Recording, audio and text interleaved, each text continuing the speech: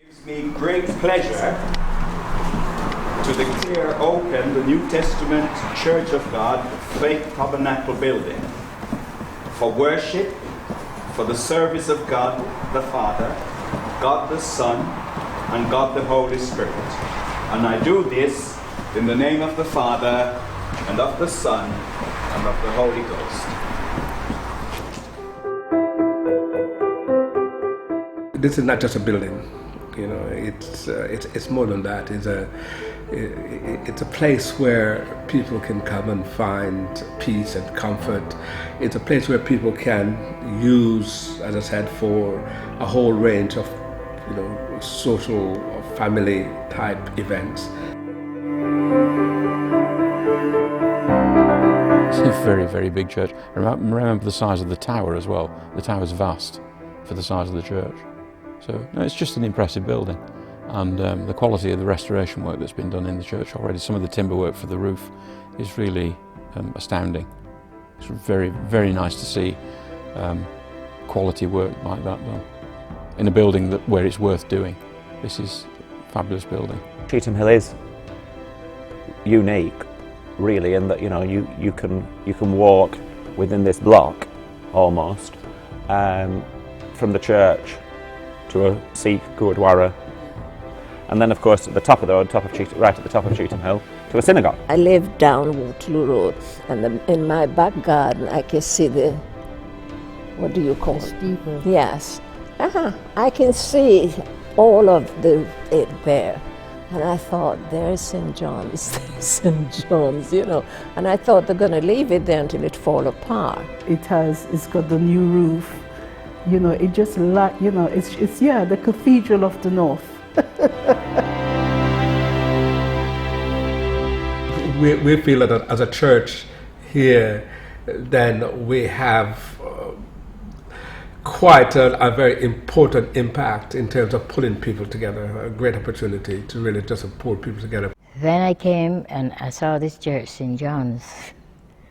I thought, what a coincidence, because the church that I worship at, I was christened, I was baptized, I was confirmed, and I worshiped there at St. John's in Barbados. And the church was St. John's there. It was so funny that I just couldn't believe it. And it was an Anglican church, and that's what I was brought up in. It was an Anglican church, you know. And then I brought the girls and my grandchildren here. And we all worship here for as long as we could.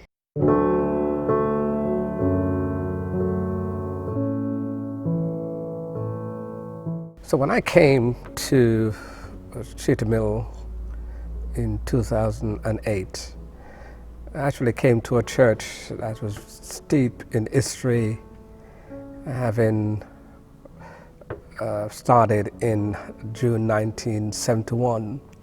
And it was started really from the 1960s, where a group of people from the district church in Brooksbar, some who have now passed away, people like the late George Stevenson, Charles Wilson, who became the first pastor, others like Laura Swanson, Norma Williams. They came to Cheetham Hill in the 60s and was evangelizing the area. And a church started, prayer meetings would be held in people's homes, some of whom are still around today.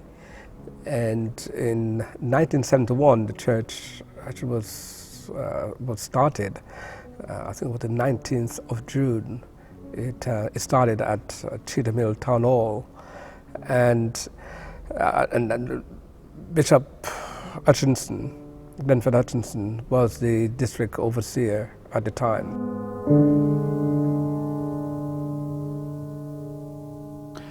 I'm David Wyld. I'm the Managing Director of Henry Willis & Sons Organ Builders in Liverpool, and we've been requested to carry out an inspection of the organ in order to produce a conservation and preservation report for the organ.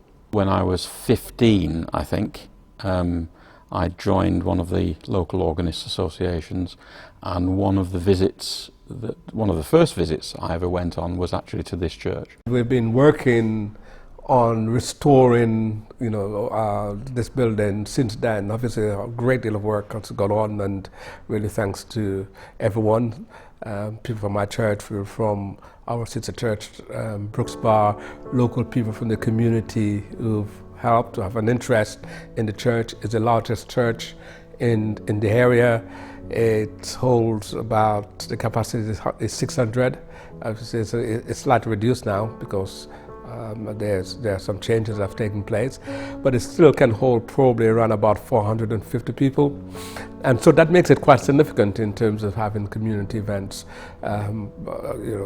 religious events like marriage, wedding, funerals, baby dedications, things like that. Cheetham Hill is a church in Cheetham Hill, now called Faith Tabernacle, is recorded. There are members who belong to the Faith Tabernacle who were members of St. John the Evangelist Church. Yes, I came into Cheetham Hill on July 1972. And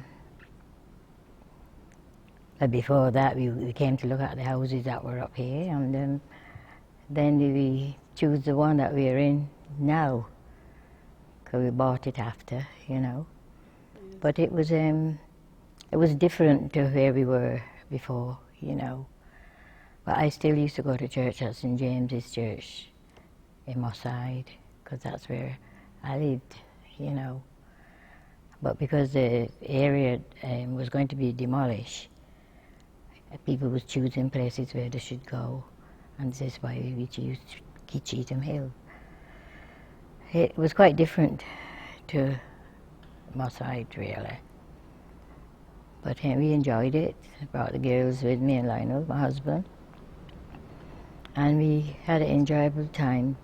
And funnily enough, the neighbours that moved in a week or so, about 4 of them, apart from each other, we stayed together. So it was like a nice little cul-de-sac.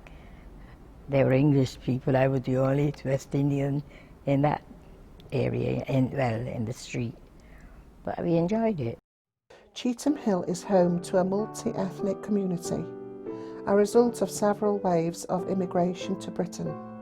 In the mid-19th century, the Irish people fleeing the Great Famine, the Jewish community settled in the late 19th and early 20th centuries, fleeing persecution in continental Europe. Migrants from the Indian subcontinent and Caribbean settled in the 1950s and 1960s, invited to help rebuild Britain following the 2 world wars, and more recently people from Africa, Eastern Europe and the Far East. Cheetham Hill Road is lined with churches, mosques, synagogues and temples, as well as terraced houses dating from its history as a textile processing district. The whole kind of demographics of the area. Obviously, since 1871, the area has changed tremendously now. You have people from quite a number of different countries living in Cheetham Hill, some who now come to this church. But it wasn't like that in 1871, and over the years, obviously, the whole population of Cheetham Hill has changed significantly.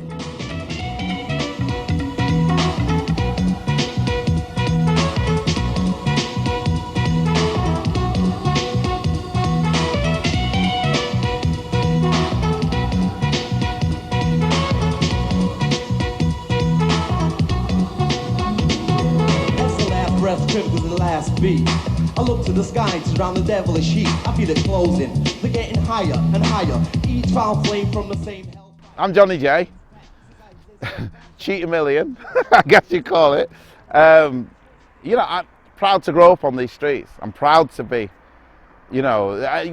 England's full of class, and I'm proud to be a member of this class, which you might call underclass, but it's got many detractors, but the community that you feel growing up here and the values it can give you, some of them, some people don't like, but that community togetherness, we live together. It don't matter your colour, it don't matter your creed, we live together. It don't even matter your religion. Al Sadiq Academy, incredible. It used to be a shop, it used to be our local convenience shop. And yeah, and my school, my primary school, St Malachi's, the walk for school was come out of the house, walk all the way down here, and then I'd have to, sometimes there were steps, but climb up a hill at the bottom of this road. Tree still is, this is pretty much the same. And yeah, I used to live that house, 12 Hogarth Walk. And I guess as a 9 and 10 year old, or 8, 9 and 10 year old, I used to climb out of the window onto that was the bin cupboard, come down, and then we mates play here. This is one of our pitches. Then over on the other side, there's another pitch there. But my friends used to live all these houses, you know, and yeah, happy memories of playing football. Serious, just really happy memories. Renowned local DJ Irfan Rainey, of second generation Pakistan origins, grew up in Cheetham Hill and lived opposite the church. This was the Afro-Caribbean community. This was the area a lot of them lived in, a lot of the area. And then this is the border between Salford and Manchester here. That's Lower Broughton on the other side there, which is quite a heavy Irish population, for what I remember. And then next to Lower Broughton, further up to High Broughton, is where there's a significant Jewish community. The church obviously is still here. I can't remember what used to be on that side, but the post office is still here. Obviously, that area there, they've built a new Islamic centre. That's what I'm saying, is a heavily Muslim population here. And as you can see, the Sikh brothers are still here. You know, it's still very mixed. But the other thing that's changed as well is there's a bigger Arab community here now. There's a lot of Libyan people still living here.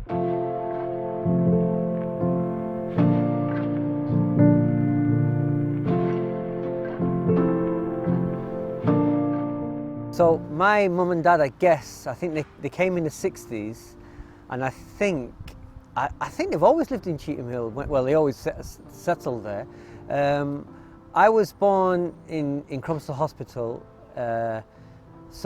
which is North Manchester General, and we used to live on, my first house as a child was 13 Bellot Street, and the church is just there. And I knew about the church, but I never really kind of knew what the congregation was. I wouldn't have known it was an Afro-Caribbean congregation. And my street was always very, very mixed, because we had Jewish, Italian, Ukrainian, Polish, Indian, Pakistani, Afro-Caribbean, well, Nigerian and Jamaican, that I can remember. I used to live on 33. I had white English neighbours, Jamaican neighbours, Chinese, Irish, Ukrainian down the bottom, Ghanaian, Nigerian, Trinidadian, lots of different people. Lots of Irish were definitely here. Still here, but the only thing different now is there's a lot more Arabs living here now than before, and a lot of Kurdish people as well.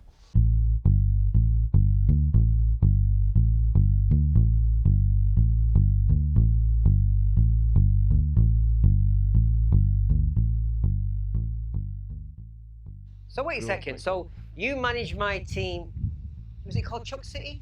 It was called Cheetham Hill United City something. Yeah. That's what it was called, it's the strangest name. Yeah, probably I came up with it, because I was rubbish at names. Definitely came up with it. And we used to play indoors at Abram Moss. Yeah. Yeah, it was indoor five-a-side. Five-a-side. But yeah. I was also sort of playing, because I captained my school team. I was of the opinion that people who came from the Caribbean all started off in Moss Side. But I now know that that's not the case. Some people came straight from the Caribbean to specific areas. So some people came straight to Cheetham Hill. And I had no idea that that was the case.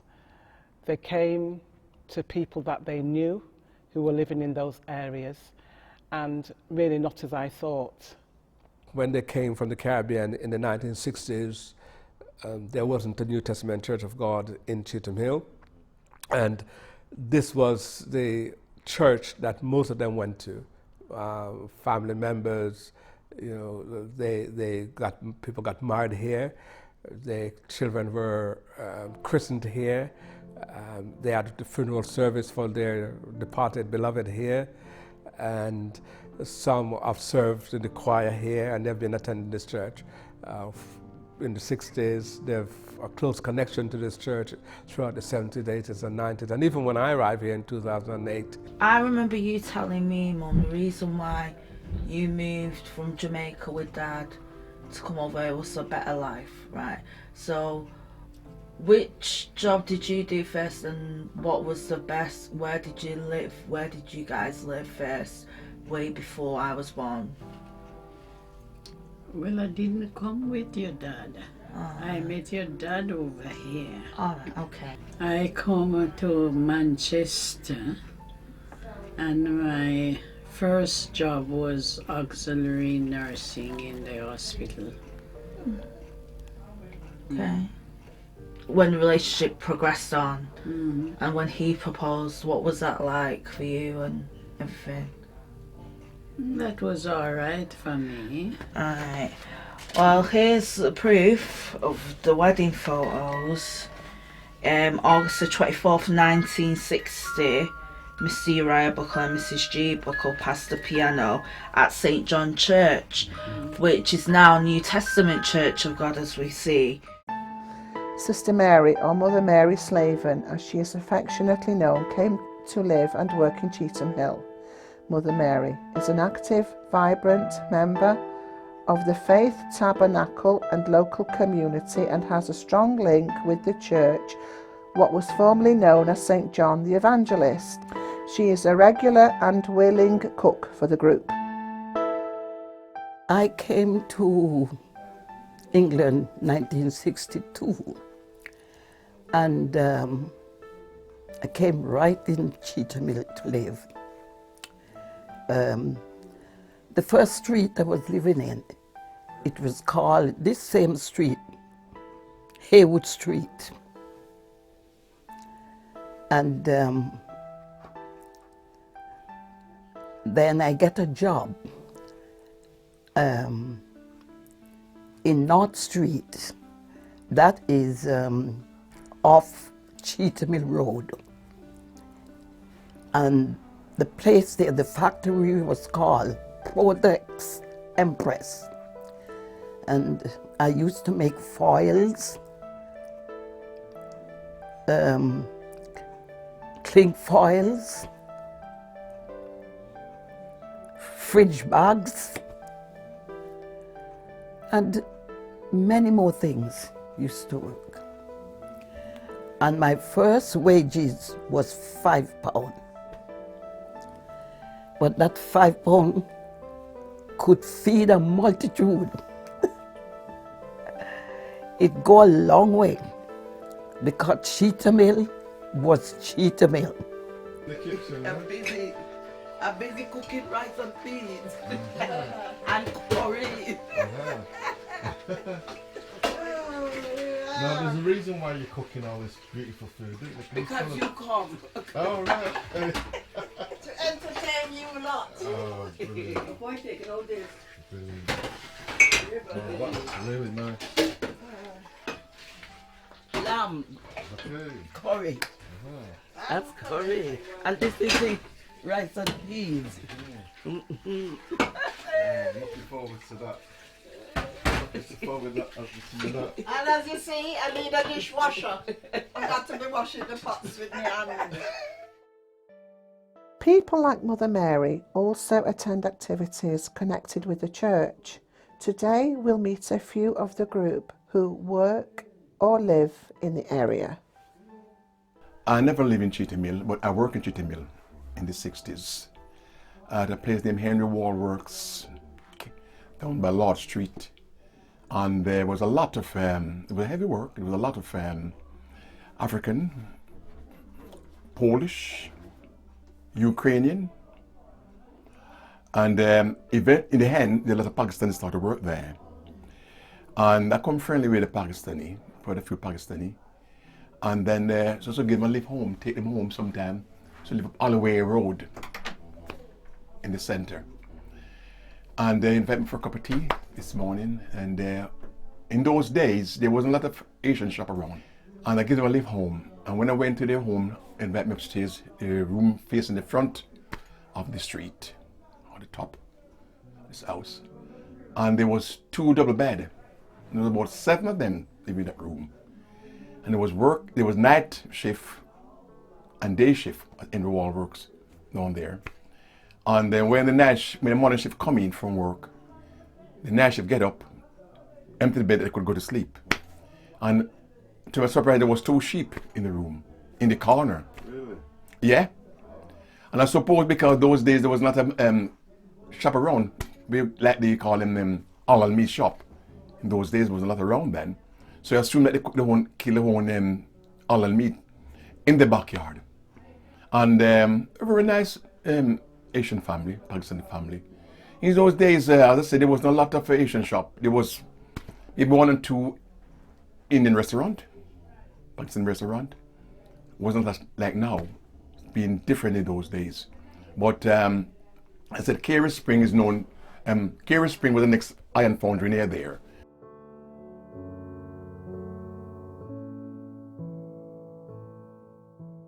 Stephen takes us round on a tour of the area where he used to work. All these weren't here, this place wasn't there. It was just pavement both sides, people going to work at the iron foundry, come back. So where was the iron foundry then? Down here at the bottom here. Oh, right down here at the bottom here. So when it's winter and the snow body, you struggle to come up in the snow. Right. So what was here? Here is a Carey Spring there. In the water was here. This bridge down here, this was slaughter meat down here. Used to be here the iron foundry. There's a slaughter meat somewhere down here. So the iron foundry was here? Was here the iron foundry. Right. You could turn here to go to Victoria Station. Yes. Here. And further down there was an abattoir, was abattoir, and in the morning there used to be a awful smell. But here they used to use the meat for make cans for dog meat and cat meats. Like I come back here now, it's really opened my eyes to see how much it has changed so much. To show you how the world has changed. And men who should work here, if I tell them how this place has changed, I'm going to show them the place, it's a high opener. It's amazing. But when the snow, used to be all this tarmac, it was just rough flag on the pavement. There was no tarmac like this here. And when the snow, you struggle because you used to be night shift, day and night shift. So when they would come out, the suburb with all snow, and most snow in those days was really good, thick, heavy snow. We used to struggle to go up the hill in this thick snow. And the next thing that I noticed, when we finish and we have showered, it will be all gang going up, like we have building football ground. There was so much people working, but maybe 120 people working here. It's a big iron foundry, really big iron foundry. So was it literally here then? It was right here. And you could go through the door. You have a canteen here, you have a canteen here. And we used to come out the front door, walk up a bit to the canteen, get something to eat, come out and walk inside there. And they used to go right away back, almost to Victoria Station. It was a big foundry. The church has moved on.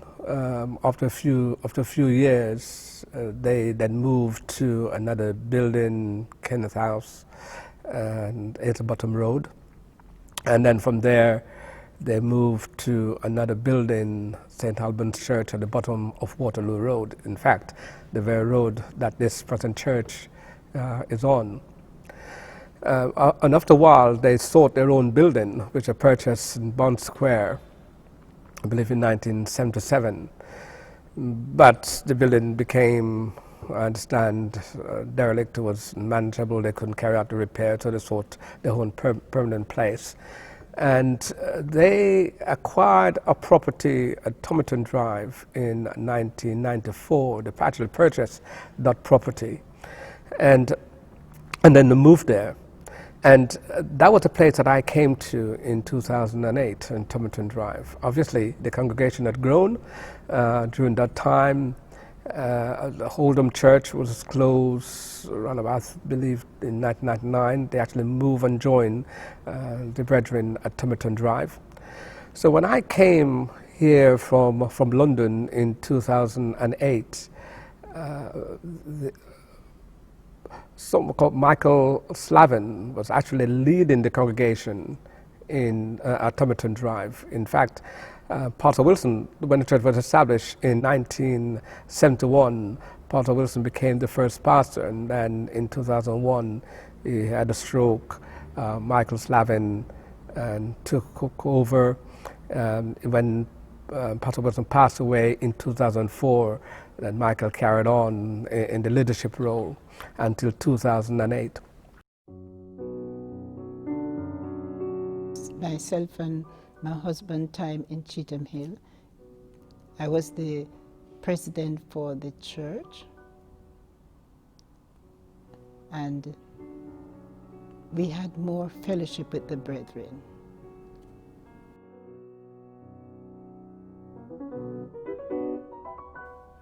Accompanying my husband to the New Testament Church of Cheetham Hill,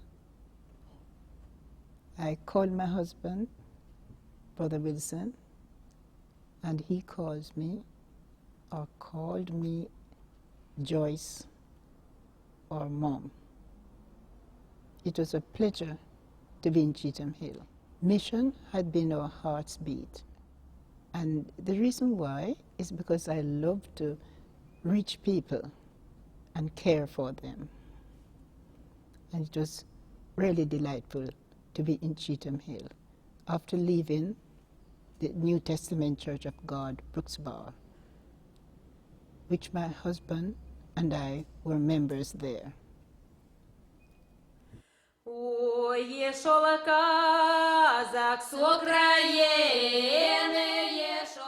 First name is I'm Anna Maria Kril, okay. I've lived in Cheetham Hill all my life from the 4th of January 1961.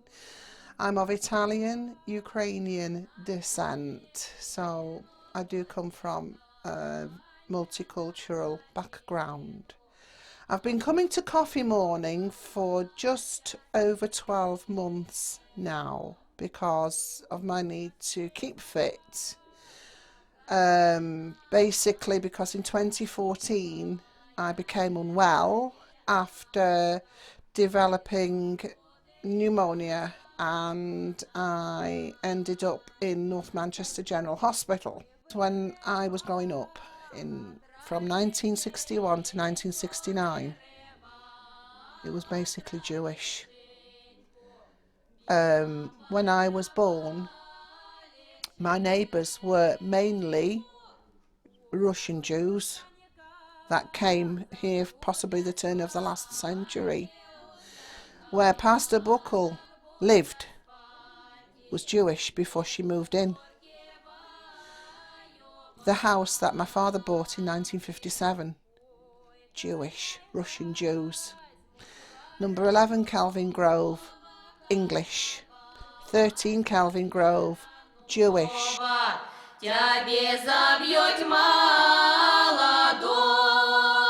We're now going along Cheetham Hill Road. Where the Kisra Mosque now stands was the first Ukrainian club here on the UKIM Centre. Right. Here where the Kisra Mosque and the ABS MOT station was a stonemason. On your right hand side where the houses are now was the Northern Hospital. This is the Ukrainian church for the Ukrainian community in Manchester. This church originally came into existence in 1955. It was bought by the Ukrainian community as they had no church of their own. And from 1955 to present day, it has gone from strength to strength. Obviously now the community has declined because people have gotten older, they've become unwell or passed away. And this legacy has been handed down to people of my generation and so forth. So with your permission, let's go and have a look inside.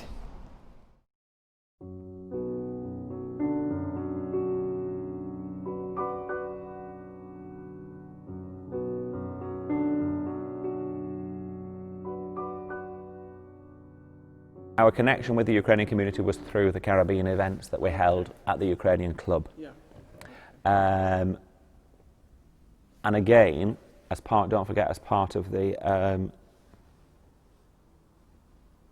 Cheetham Festival, one of the fascinating, interesting details of Cheetham Hill is the most remarkable Ukrainian Orthodox Church, which is practically next door to the synagogue at the top of Cheetham Hill Road. Father Volodymyr Sampara. I'm a parish priest of this church, starting from the 15th of May 2013. So we started service in this church, a beautiful community which is aged of more than 100 years old.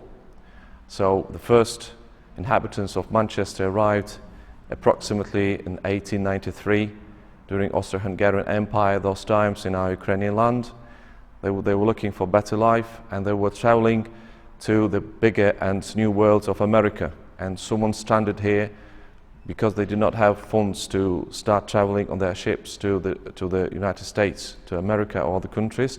So some of their families stayed here and started their Ukrainian community life, so more than 100 years. And also the best immigration wave started in 1947 after the Second World War, when more than 30,000 Ukrainian militants, former militants, were accepted by Mr. Churchill, and they were saved from Bolsheviks' arrest and sending to Siberia or being killed because they were fighting for Ukraine. So they were main enemies of Russia and former Soviet Union. So Mr. Churchill, God bless his soul, saved them, and also many Ukrainian ladies and youth from other countries who found themselves after the war came here and started their nice Ukrainian life. So Mr. Wisniewski, before the Second World War, organized Ukrainian social club, and so that time till now we have a beautiful Ukrainian culture center, Dnipro, on the Smedley Lane near Cheetham Hill, and this church has a big history of Ukrainian community. So all religious events, all marriages, baptismals, even funerals were organized till 1954, when Father Highly Reverend Volodymyr Sampara organized and purchased this beautiful church from the Methodist community, a former biblical school for boys and girls, and it was consecrated by Lord Bishop Ivan Buchko in 1954 in August, and was named of the Holy Mary, Sovereign of the Universe.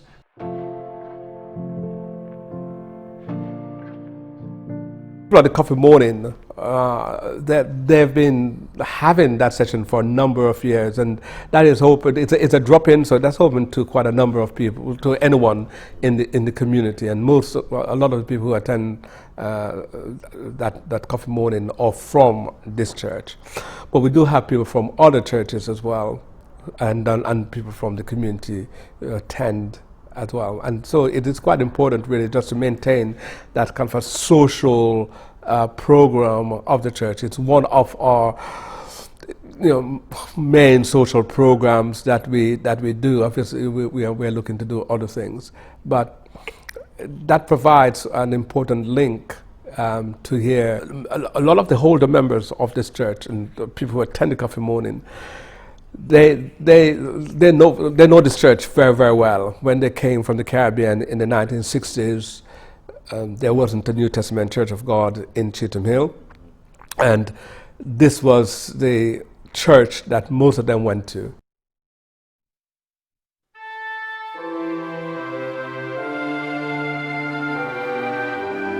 There were a few people in church. I would say about 20. This was about 22 years ago. And then gradually it reduced. And then Reverend Sue Talbot came along, and our mission was to close the church down. Basically, that was our mission. But she saw potential. Reverend Sue. So she came to help us out because the church was cold, damp. You couldn't stop people coming, as cold as it was. There were people coming because there's a special warmth in here. And so I came, and the congregation at that time was a very small elderly congregation, and the church was extremely cold. That is what I think, remember. And it was Mrs. Alma Weeks, who is the warden. She actually came down, walked across, and she was so pleased to see me. Come, you know, we need young people like you. We used to, Alma being church warden, you see, anything go wrong, the police phone her that the alarm is going off, or the rain falling, and she phoned me and she says, Alwyn, let's come and put the buckets and basins out. So we had to come out at nights and early morning and come and to catch all the water that's pouring through, you know. So that's what we do. The wholesome work that had already been carried out, for example, a new roof had been put on and with funding from the National Lottery. And we're so grateful that had happened, as well some other repairs had been carried out. So we didn't have to do anything like that. Obviously, there was still a great deal of work still to do. For example, if you look outside at the bell tower, there's some slats there that's broken, and the lower roof at the front it was leaking because the lead was stolen. So when we came, we found water coming in, and there was a lot of stuff that we needed to do to actually make the place habitable. But that's really with the help of the local community as well. Part of our church development and work, we went out into the community, did quite a lot of outreach work, and the church needed funds to maintain itself because it was very cold and dreary. And one of the major events we did was to hold a first Caribbean evening at the social club in Alderford Parade, and over 1,000 people came to that Caribbean evening, and we repeated that in the church when it was renovated. We had jumble sales, we had Caribbean evenings, we had quizzes, and also we made links through the Ecumenical Council when Reverend Daniel came with the Trinity United Reformed Church. And we carry on doing different events, barbecue, links, going out on trips, and trying to develop and encourage lots of people from the community to come along.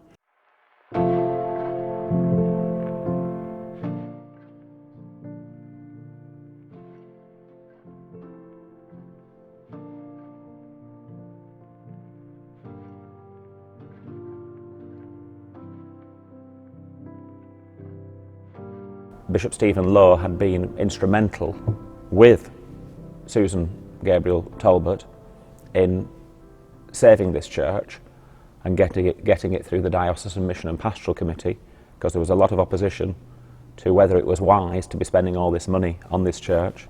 I mean, it was quite clear that as far as this building was concerned, my brief was to come up with a scheme to redesign the inside, and then raise the money for it. Right.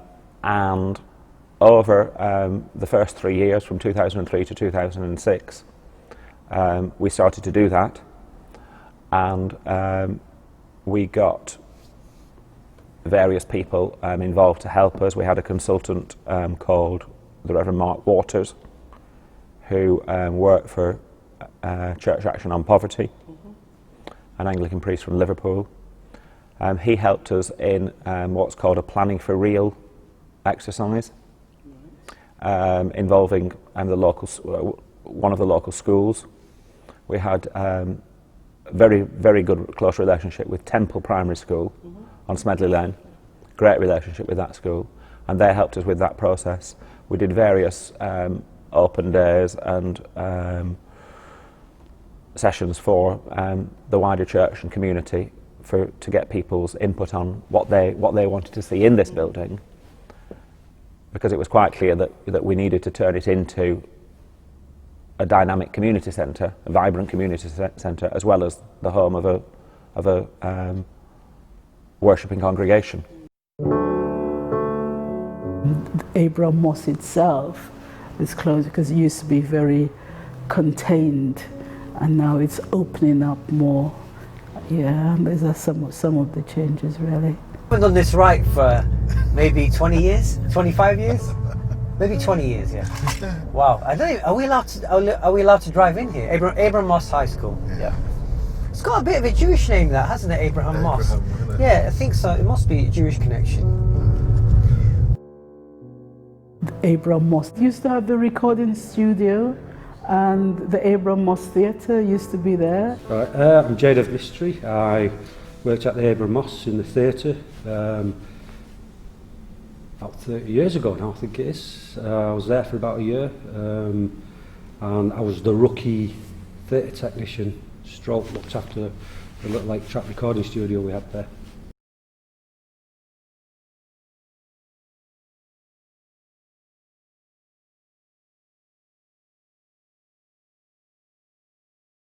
All that has gone because Dave Moutrey used to be involved in that, and then he went to manage home. I'm Dave Moutrey. I was the theatre manager at the Abraham Moss Centre for 6.5 years, and sort of did all sorts there, from fundraising to technical work to producing shows, finding money to build recording studios, all that sort of stuff. As part of the congregation in St. John's, I was also a member of the Parish Church Council. I was a gifted secretary as well as the child protection officer, and I also got training through the church to work on their child protection procedures. Previous to that, my involvement as a youth and community worker, I had links with the Abraham Moss Centre and the Abraham Moss Youth Club. And in actual fact, we did the very first gospel concert with the support of the Abraham Moss Theatre, and Dave Moutrey was part of that support and help. And it was a 3-day gospel concert, and that was the first time that ever happened in Cheetham Hill. So that was a major achievement. Is this place still a school? I think it is, yeah. Yeah. I think it's still a school. You want to show where the cutting rooms is now? Yeah, well, Chris, you'd be surprised. Really? Yeah. It was called, the studio was called the cutting room, but it was round the back here. Sure it was. Either we went in this door, because I remember we used to park in the back.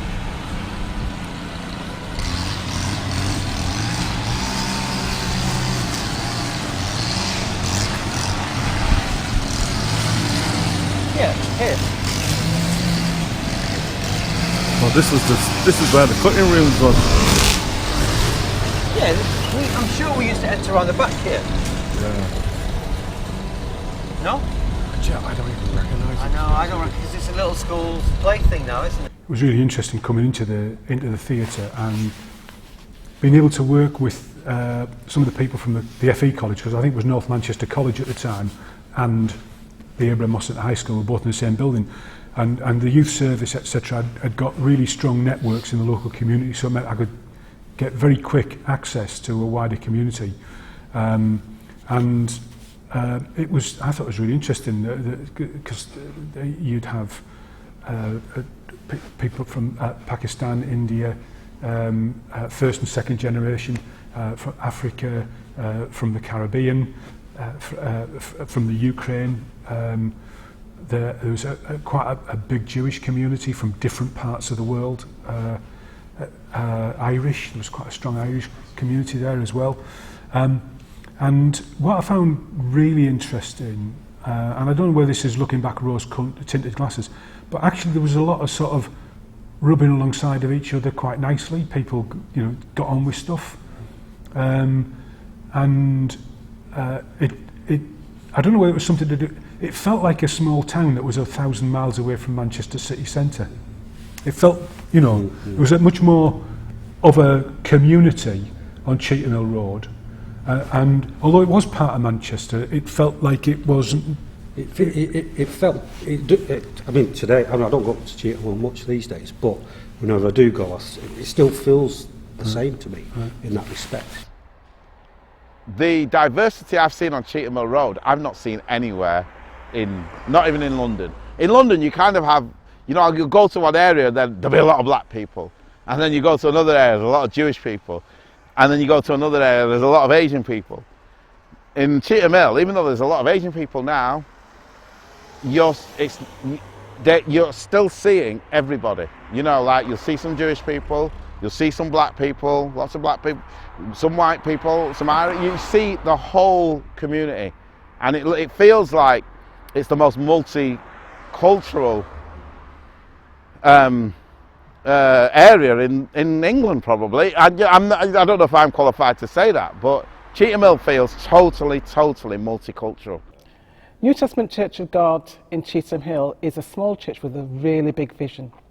They have links with other faiths such as the Muslim community, the Sikh community, the Polish community, and they're often to be found involved in community events such as Spring Flynn. And this is something that really helps to build community. They're very community focused, and it really brings the community together, bringing about a community cohesion so that we don't get that separation that you can find in other communities where they just simply don't mix. But they are to be found really involved with a range of, Spring Fling is just one of them, but a range of other community events, which really helps to keep them connected to each other. And it's a church that has actually got the community at the heart of its thinking, and that's got to be a good thing. Chris Manus, another well-respected musician who didn't grow up in Cheetham Hill but attended the Manchester School of Art, which is now Salford Van Hire. This is where my musical education started, right here, really. I was here in the 70s, and I remember there was a Trinidadian guy, I can't remember his name, but he used to come and teach steel pans and stuff, and he had two congas with him, and I was fascinated by those drums. As soon as I saw them, I was just fascinated. I thought, I'm going to play them one day, along with everything else, you know. And that's where it started. But also here, for me, I was brought up in Blakely, and when I came here, there was all kinds of different people here. There was second generation West Indian people here, all kinds of people, and they had this music with them, this reggae music, and I just couldn't get over how amazing. It's just I always loved rhythm, and this was amazing. This music was amazing because you could have different versions of it, you know, the dub and all that kind of thing. And that just fascinated me. And I just got hooked on that. And as I said last night, I've been island hopping ever since. You know, I've been to Puerto Rico, studied in Puerto Rico, studied in New York with the Cubans and the Puerto Ricans and stuff. Been to Cuba to study Cuban drumming and stuff. But this is where it all started, right here, really. You trace it right back to here. And that Trinidadian guy, whose name I can't remember. And he's probably still around.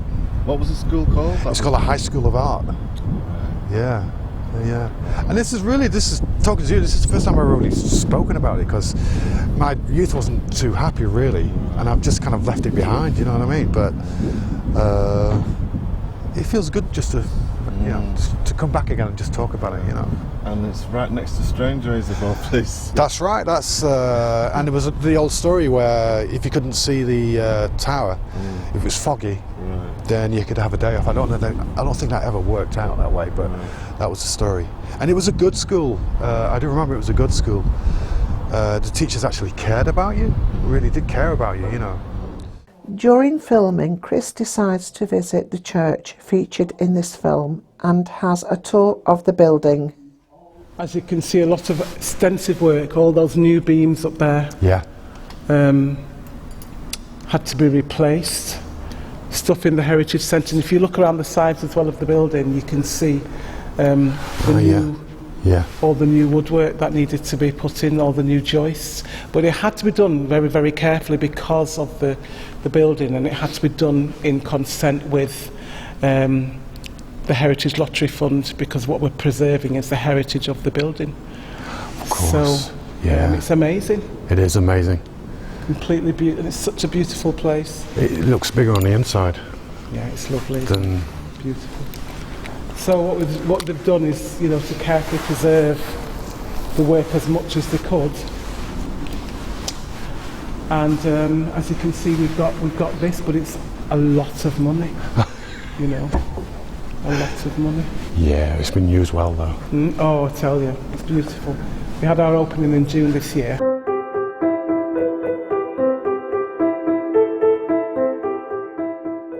I think the whole history for the heritage project that we want to set up here is absolutely vitally important, and I really can't stress how important that is. You see, we have quite a lot of members in the community, people who came here as young girls, boys, in the 60s, the 50s, 60s, and they've watched the area. That I've heard that this road where the church is located in the 70s, there used to be shops running down here. People used to come along here and buy their fish. And now we look at it, it's just houses, and it doesn't look that exciting. And the whole area of Cheetham is pretty exciting. And their own stories of how it was for them, people coming into a new community from overseas, the kind of issues they face, how they dealt with that, how they managed, in terms of growing up their kids as well, how they have seen changes over the years, connecting with the local church and so on. You can't really put a price tag on that. And to capture it now, before they're not able to say it, that is important for me.